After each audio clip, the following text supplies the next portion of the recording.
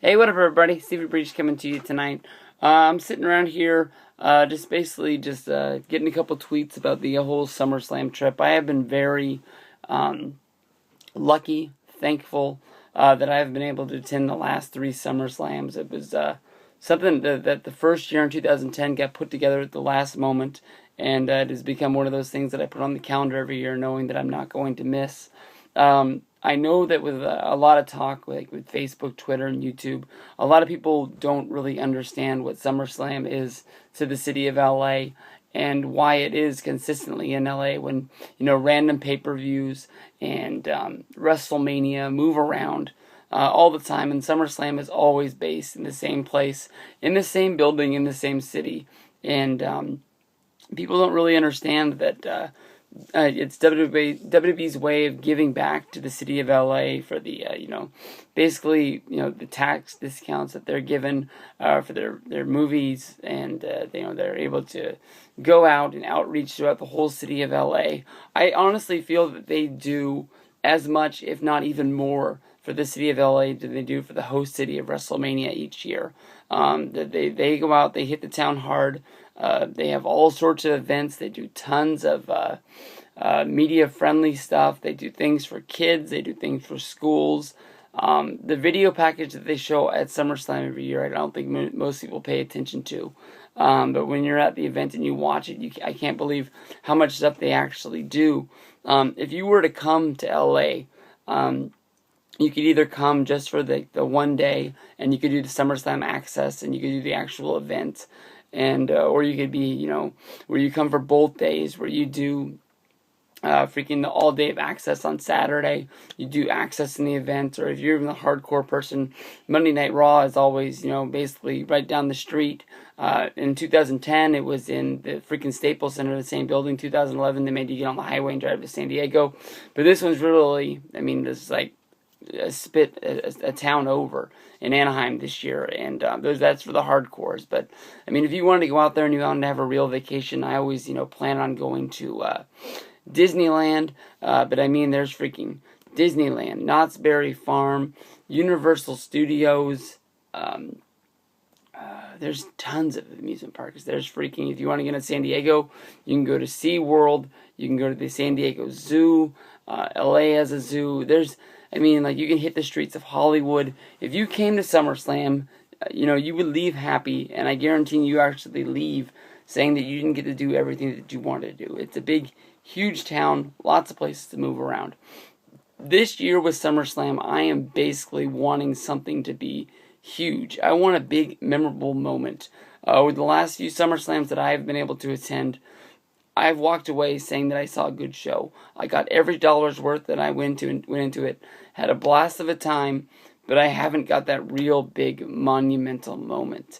2010, we had Nexus going up against Team WWE. Why Nexus lost this match, I have no clue. When I go back and watch this match, Nexus might even still be going strong today. I don't know what the fuck they be doing, but the NWO, when they went in and they took on WCW, they fucking won. All the time.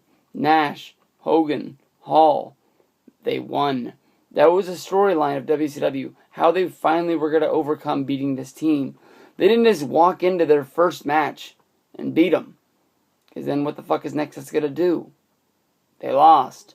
I don't know, they'd always leave a bad taste in my mouth. But that's that event. 2011.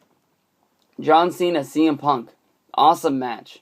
CM Punk is riding monumental highs as, becoming the guy in WWE. He just went on his face turn, but him and John Cena don't get along. I think most people remember that Punk wins this match, and freaking Kevin Nash comes in, gives him the power bomb. Alberto Del Rio comes in, cashes in the Money in the Bank. What I remember most of this, how the first match ended between Punk and Cena. Punk didn't just beat Cena.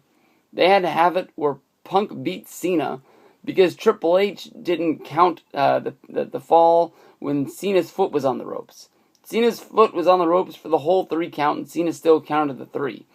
Where the fuck they were going with that idea, I have no clue, but it was never mentioned again. They even made it a point to show you that Triple H knew it was there. Cena knew it was there. They had a little face conversation in the center of the ring, and that was it.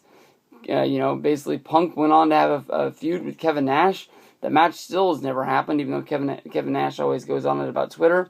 We didn't really get that big monumental moment. It was cool to say I saw Money in the Bank cash in, but I forget about it sometimes, honestly. And then last year, Punk vs. Cena. Would have been an awesome match to see live. Big Slow had to show up. Ruined that. Triple H vs. Lesnar. The match to me, honestly, the build wasn't that great at all. I mean, what really was the build-up of this match? Two guys that just didn't get along and wanted to have a warfare. Brock Lesnar broke Triple H's arm. He broke Shawn Michaels' arm. And Triple H went in there and he lost. It was cool to see Brock Lesnar. I think it was honestly the first time I ever saw him wrestle live. And it was something I'll always remember. I always liked the match. Not that many people do. They went in. They actually had a real wrestling match. I think people wanted to see a brawl. But fun show. Fun thing. Of the three, 2011's the best show. But I haven't got that real big SummerSlam moment. I know SummerSlam's not freaking WrestleMania. But SummerSlam's been an annual event for fucking 30 years. I don't know how many they've had. 28? 27? 27's a good guess. We'll say 27. I mean, like, the rumor that's on the street is that Daniel Bryan's going to beat John Cena. That is what I want to see. I want to see that big moment that you're like, fuck yeah, I was there. I know Daniel Bryan has been World Heavyweight Champion, and, he cashed in, he beat a few guys. I think everybody, as soon as he got the belt, was like, he'll lose it at the Rumble. He'll lose it at the Chamber. And then he went on and he did lose it at WrestleMania. But Daniel Bryan was a freaking World Heavyweight Champion at WrestleMania. That was a big surprise. And then the way he lost it, fuck. I never thought they would get him back to where he is now. He's one of the hottest guys on the roster, going for the WWE Championship, not that World Heavyweight Championship that's treated like I don't even like saying that it's treated like the Intercontinental title used to be based like back in the day. This is like what they used to sort of treat like the European title like. It just, I don't know. It just doesn't have the same appeal. Like it's a big match that's on the card, but the way that they push it and the way that they use it, I know if you watch SmackDown constantly, it's a big deal because the WWE Champion rarely shows up, and it is their belt. But I mean, when it is featured on Raw, when it is featured on pay-per-view, it's just there. I mean, they treat it like it's a belt, but they don't treat it like it's really anything special. This is supposed to be the same belt that Ric Flair held. Same belt that, all the history of the world that they had. He was the guy that they always like to say held that belt. Like, I don't know, I'm not in the moment for flipping back to old wrestling that can make me want to fall asleep. But I want that moment. And I don't really want the rumor thing to happen. I know that I've been wanting Randy Orton to stay a heel, but I want that moment of Daniel Bryan being able to be like, he wins the belt and he walks away and that ends the show. If Randy Orton, was able to come out, it would be a cool moment to see another cash in and somebody snake the title, because it's always fun to say you were there when, something big like just a title switch happens, and let alone a cash in happens, which is, very rare to happen. Anytime anybody has one, you're at a show, you're like, is Sandow going to cash it in? There's going to come a day, probably more than likely. Yeah, people will laugh, but I think more than likely someday they will have a cash-in, like at a freaking house show, some sort of thing. Or even like maybe just sort of like a cash-in try, or something really close, something really big that they show on TV, just to show you that anything can happen. Because that's the way I like live events, house shows, whatever you want to call them. They're supposed to feel special and old-timey. Like, just because there's a camera there, or just because the camera's not there, doesn't mean that something's not going to happen that night. Freaking awesome stuff happens all the time. But, I'm Stevie Branch. I don't really know if I had a point to this video, other than saying I wanted to see something special and going over some SummerSlam history with you. But, come to SummerSlam. You'll like it. You'll love it. Peace out.